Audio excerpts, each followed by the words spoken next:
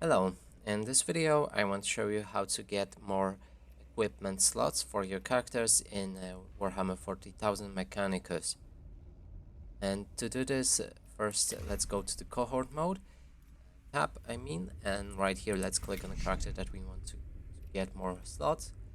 Here you can see that he's rank 1, and next upper grade cost we have 300 right now, and he will cost 171 the Blackstone currency. So if we upgrade him once, we should get one augment capacity. Let's go to disciplines and upgrade.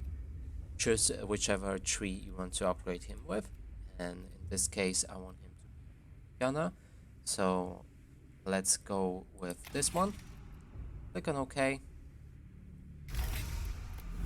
and now he has one more capacity and we can equip him with weapons. And that's it for this video. Hope you like it. Please consider subscribing to our channel, leave a like and a comment below.